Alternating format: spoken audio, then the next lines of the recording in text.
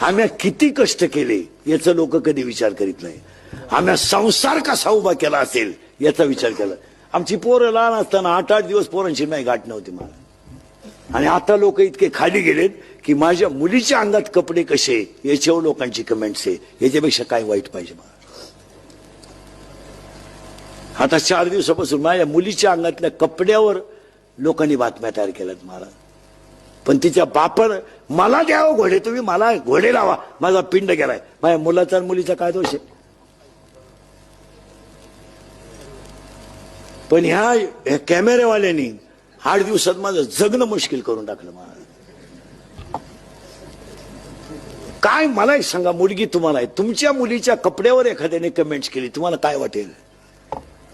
आणि मुलीच्या साखरपुड्यात कपडे मुलीकडचे लोक घेतात, नवरदेवाकडचे घेतात का मुलीकडचे घेतात. मग कपडे त्यांनी आणले असतील का म्या घेतले असतील. मग एवढी तरी क्लिप टाकणाऱ्याला लाज पाहिजे ना. माणूस नालायक असावं पण किती.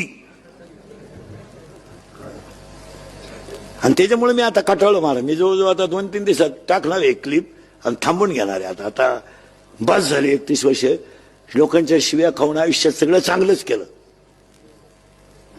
आयुष्यात चांगलं, पण त्याचं फळ माझ्यापर्यंत ठीक होतं, ते माझ्या घरादारापर्यंत जायला नव्हतं आलं.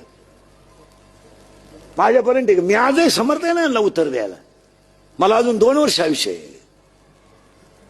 मी अजून आहे ना. पण कुटुंबापर्यंत गेल्यावर त्याच्यात मजा नाही. आणि याची अक्कल इंद्रिकरलाच आली पाहिजे. त्याने कीर्तनं बंदच केली पाहिजे. खरं आहे का खोटं आहे.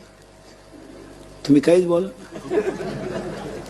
हे त्याने बंद केले पाहिजे. त्याला लाज वाटली पाहिजे की आता कमेंट करणारे लोक बोलायला लागले, आता इंद्रिकडने फेटा ठेवून द्यावा, त्याचं त्याने चांगलं सांगावं. हा मी 2-3 दिवसापासून विचार करतोय. 1-2-3 दिवसात घेणार निर्णय मी. पण ते मजा नाही राहिली त्याच्यात. आता तुम्ही दुसऱ्याला काहीच बोलत नाही ना मला.